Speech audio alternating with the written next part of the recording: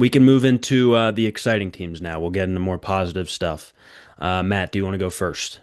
Yeah, so as a Suns fan, I did pick the Nice. Suns. Figured. This is a team that, What happened last night? yeah, I mean, Pat Spencer, baby. it, they're going to lose games.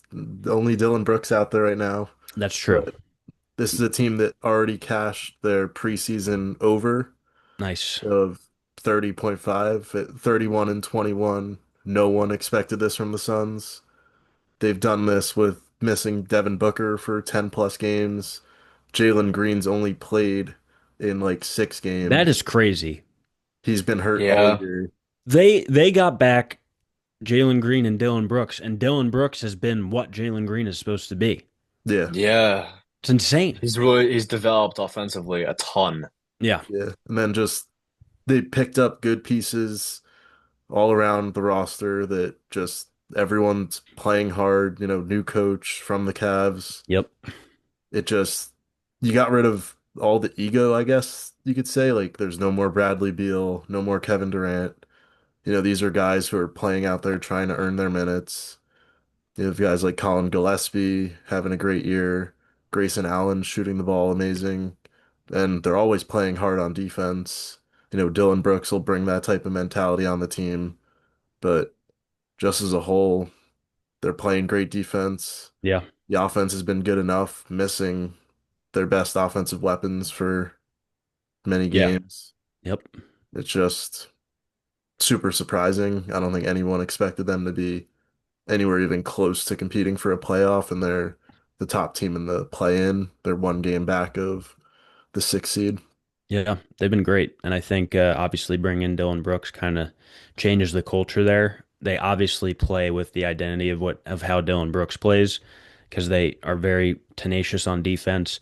I actually am interested now that you mentioned Jordan Ott, is do we know what his like coach of the year or odds would be? Because that would probably be a pretty good bet. But I He's was thinking, yeah, do you have it? I'm pulling it up right now. I know he's second because I have Yeah. him at plus money. Okay. Yeah, I mean that's a great bet. But I was also thinking he came from the Cavs. I also know that being that I went to a school in the MAC conference, they I own a basketball team, took a coach from the Cavs coaching staff. I wonder, I would have to do research into this after the episode. Is the depletion of Kenny Atkinson's staff with the Cavaliers, does that kind of affect why the Cavs haven't been as good this year? I don't know if that's truly the part of it, but it is interesting to think about. I mean, Ott has been incredible, and obviously he's a very good coach. So losing that as a part of your coaching staff, if you're Atkinson, may be an issue. Um, but yeah, Yes, the Suns have been great. for coach of the year, JB Bickerstaff is minus 120, and Okay, the then Pistons. Jordan Ott is at plus 370. The Pistons were kind of, in my opinion, expected to be pretty good. Maybe not one seed good, so I guess I understand that. But yeah, Ott kind of came out of nowhere because you again don't really know what he's going to be. It's his first time being a head coach, and Bickerstaff we've seen have success before. But that's yeah, the Suns have been very good. I was worried too with the Suns with their Bradley Beal tenure, or even Mm, KD the last couple of years. I was worried the Suns were going to go down into basketball hell, go down the Pelicans route where they're winning 12 games a year. They've had a shockingly good turnaround. yeah, I mean, a year or two ago, it was like, yeah, the Suns are just a complete poverty franchise. They just can't win games. They, for some reason, a couple of years ago, paid Bradley Beal another $30 million a year. Like, yeah, they've had a shockingly good turnaround. yeah, for sure. Do you want to give your team or should I give mine? Well, I can go, right? Sure, My go ahead. team I'm gonna go with is the Celtics. Nice. Now, Tatum's obviously out for the year, right? Well, I don't. Yeah, they've been heavy on his early comeback for so long. I don't think they're actually going to rush anything. Um, but I don't think anyone expected the Celtics to do anything this year, and they had a slow start. But now they've bounced back. They're third in the East, right? yep, I'm pretty sure they're yep. third. And Jaylen Brown is averaging 30 a game, pretty efficient numbers. I think he was third in MVP voting at least a couple weeks ago. So they're fun, and it makes me wonder too. And listen, they won the finals 2 years ago. Brown was finals MVP, right? So Brown and Tatum obviously can play together and both be elite, but Hmm. I wonder if Brown coming off a year like this, and I hope not, right, for the sake of the Celtics and their organization, I wonder if Brown gets selfish and wants to go somewhere without Tatum, wants to do it himself. The Celtics obviously still have a great roster without Tatum, Yeah. but I wonder what happens if Tatum comes Hmm. back after Brown is. I mean, Brown's proving that he can be the guy. He's putting up Yeah. 30 points a game and then a third in the East. Yeah. Like he's putting them on their back. Without Brown, the Celtics are probably a bottom seven team in the East. So he's really putting them on their back, and I wonder what's going to happen when Tatum comes back. It's rare you see two guys, especially two guards, who've proven that they can both average 30 points a game, stay together Yeah. for more than a couple of years, right? Yeah. I mean, you see it with a big man and a guard, or somebody who at least plays like a big man and a point guard. But when you've got two small forwards who are effectively just big guards, Yeah. they kind of have that all around elite, can kind of play and guard any position. And they both prove they can average 30 a game. Like, I don't know what's going to happen. And if Yeah. Tatum comes back before the end of this year, I think that's just tough to do. He's sat out all year, and he's going to come back for the playoffs and try to step in and hope that it meshes perfectly. So I like what they're doing without Tatum right now, but I'm curious to see what will happen if Tatum comes back this year or even next year and how they perform. So What about the Vucevic acquisition? Obviously, yeah, forgot about Vooch. That's yeah. big. And That's Kata really Kata big. has been playing well, but I think Yeah. he's better suited off the bench as opposed to a starting five. So yeah, even adding Vucevic, I think increases their ceiling. Yep. And It's that's really phenomenal. what They you got want rid to of do. Simon. Yeah, no, it's phenomenal getting Vooch, and they got rid of Simons too, Yep. which was like a big deal when they got him, and then he didn't do anything for them. So I'm glad that they dished him out. I didn't think they really needed him Yeah. in the first place, given his play style. So yeah, Vooch was a good pickup. Yeah, for sure. For sure. Wasn't Jaylen Brown shopped a little in the offseason too?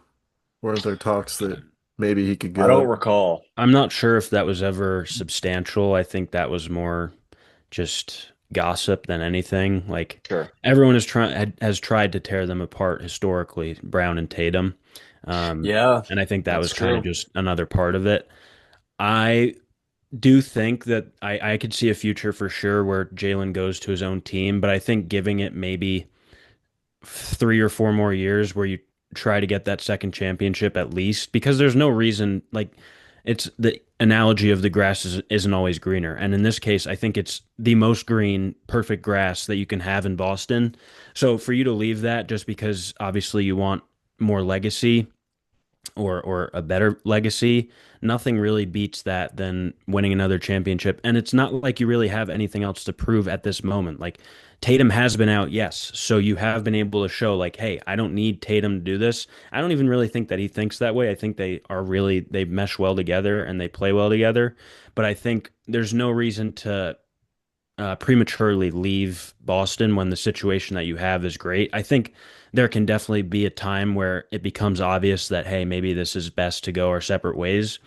But the way that they're playing right now, and given the next few years in the future, I think keeping everything that you have, especially because they're able to build a pretty solid team around the two guys that they're paying the most money. Not every team can say that. They Yeah. give out a ton of money to players, and then they're not able to they're handcuffed in a way to how they can build out the rest of the team.